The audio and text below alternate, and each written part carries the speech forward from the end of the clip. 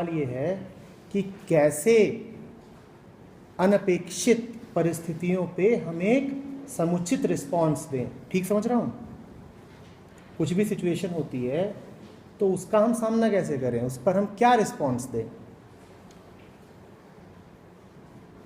तो हफ्ते के 5 दिन 6 दिन अलग अलग शहर, अलग अलग लोग, उनकी अलग अलग उम्र, अगर कॉलेजी स्टूडेंट हैं तो अलग अलग कॉलेज, और उम्र में भी इतना अंतर रहता है कि 60 वाले भी हैं और 16 साल वाले भी हैं। तो क्या करता हूं मैं, या मैं क्या कर सकता हूं?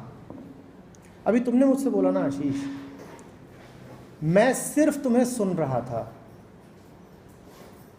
मेरे पास कोई पका पकाया जवाब है ही नहीं तुम्हारी बात का या किसी की भी बात का। आज के सत्र में तुम शायद 5वें या 6ठे हो गए जिसने सवाल पूछा, और मेरे पास इन 5-6 लोगों की बात का कोई पूर्व निर्धारित जवाब होता ही नहीं। ये एक परिस्थिति ही है, ये एक परिस्थिति ही है कि मैं यहाँ बैठा हूँ और एक सवाल आ गया, ये एक परिस्थिति है।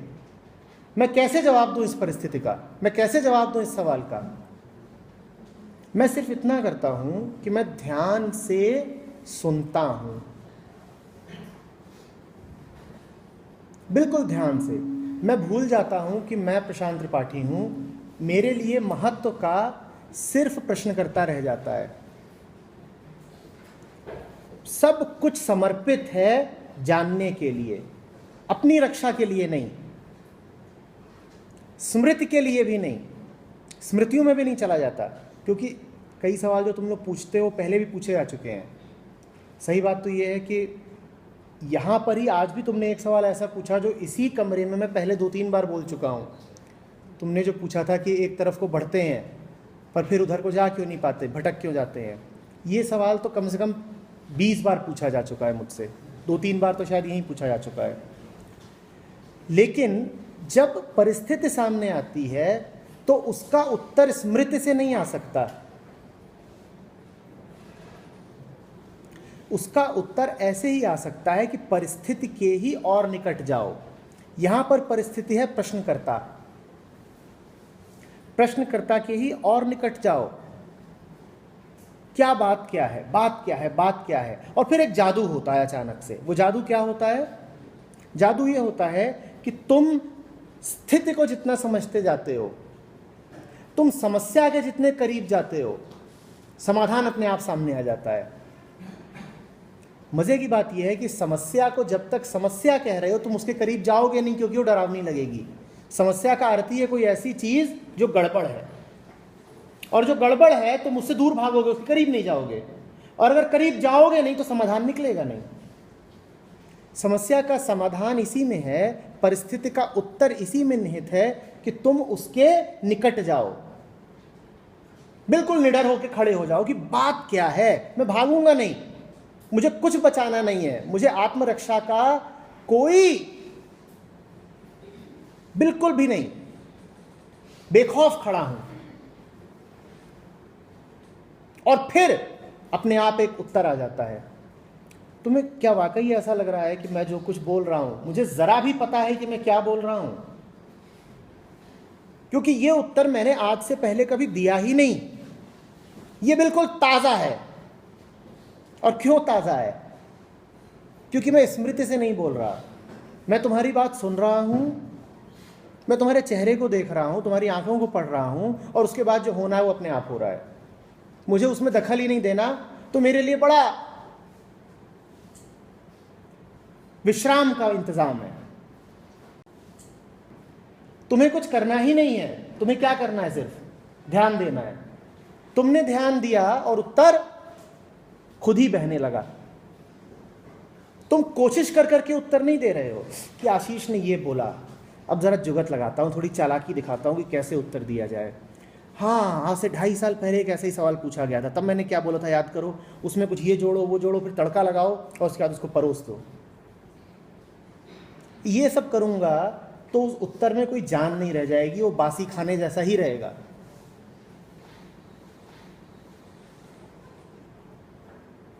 पर अगर मुझे आत्मरक्षा की उत्सुकता है तो मुझे वैसा ही करना पड़ेगा। मैं तुम्हारे सामने बैठा हूं इसलिए नहीं कि मुझे तुमसे अपनी इज्जत करवानी है। इज्जत की तो रक्षा की जाती है, और किसकी रक्षा की जाती है? मैं इसलिए नहीं बैठा हूं तुम्हारे सामने कि मुझे तुमसे कुछ चाहिए। मैं तुम्हारे सामने इसलिए बैठा हूं क्योंकि मैं तुम्हें कुछ देना चाहता हूं। वो प्रेम का काम है, वो बांटना चाहता है। जीवन प्रेम में जियो, अपने आप हर परिस्थिति का समुचित उत्तर मिल जाएगा। जीवन डर में जियोगे तो हर परिस्थिति का उल्टा पुल्टा उत्तर ही आएगा, क्योंकि डरा हुआ आदमी कभी भी कुछ भी ठीक कर ही नहीं सकता। वो जो भी करेगा वही बेढंगा होगा। कुछ भी हो रहा हो उससे भागना मत। मंत्र है ये, जो भी हो रहा हो चाहे वो कितना भी विभत्स लगता हो, उसके करीब जाना और मामले को समझने की कोशिश करना। पहले से ही मत बना लेना कि मुझे तो पता ही है, मैं क्या जानूं। पहले से ही मान के मत बैठ जाना कि अरे बाप रे बाप, गड़बड़, खौफनाक, भागो सरपट। दुनिया में कुछ भी ऐसा नहीं है जो तुमसे ज्यादा ताकतवर है, और दुनिया में कुछ भी इतना उलझा हुआ नहीं है कि जिसे तुम समझ नहीं सकते। जरा निकट जाओगे सब समझ में आ जाएगा।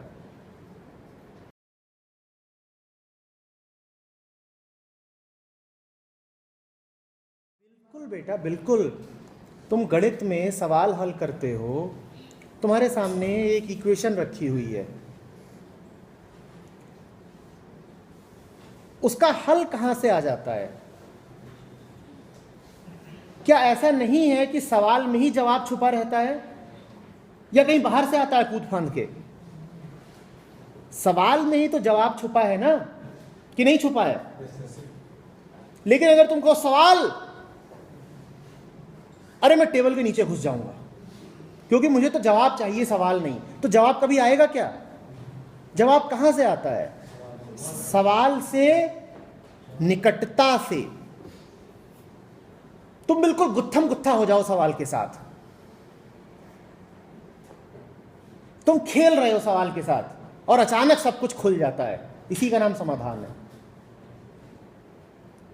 इसी का नाम समाधान है, और क्या है?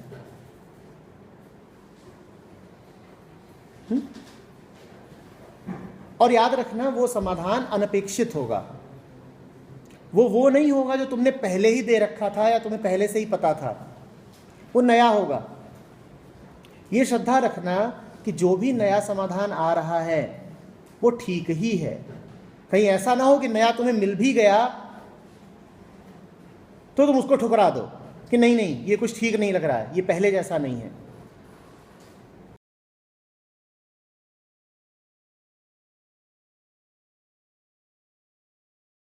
बिल्कुल अलग होगा।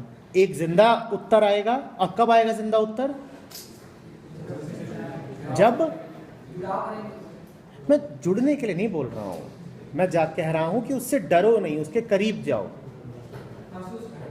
पूरा जानो कि बात क्या है, क्योंकि जब तक पूरी बात को जाना नहीं तुम उत्तर कैसे दोगे?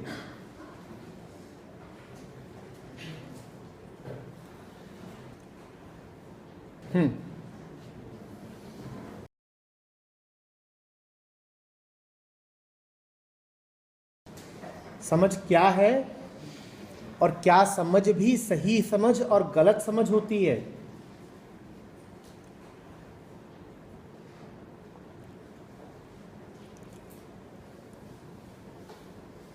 जब तक समस्या रहती है तब तक उस समस्या का तनाव रहता है, तब तक उस समस्या के बारे में विचार चिंतन चलता रहता है, उलझा उलझा महसूस करते हो। यहां तक तो ठीक है। समझ का अर्थ है तनाव खत्म हो गया, अब मुझे सोचने की जरूरत ही नहीं। समझ कोई वक्तव्य नहीं है कि मैं समझ गया कि। तुम जब भी कहोगे कि मैं समझ गया कि विद इन कोट्स, तो तुम कोई विचार लिख रहे हो। समझ किसी विचार का नाम नहीं है, समझ विचार का भी अभाव है।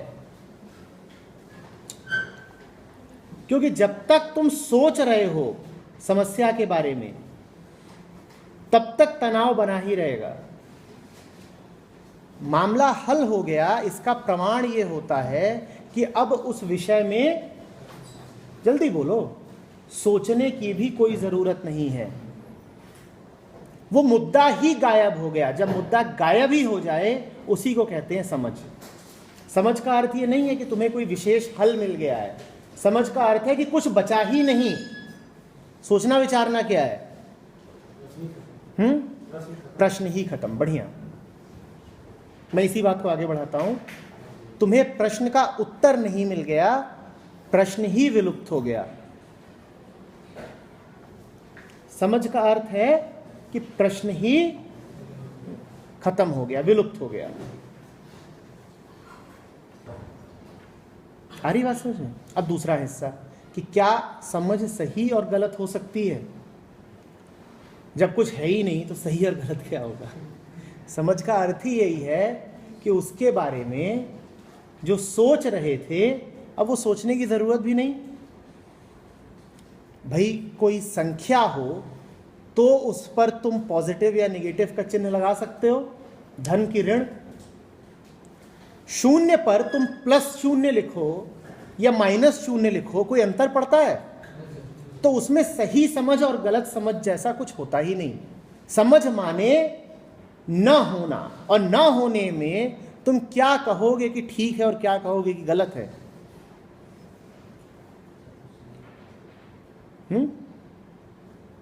वहां तो बस अभाव है, चिंतन का, तनाव का अभाव है, मुद्दे का ही अभाव है। ये मुद्दा ही नहीं है जीवन में।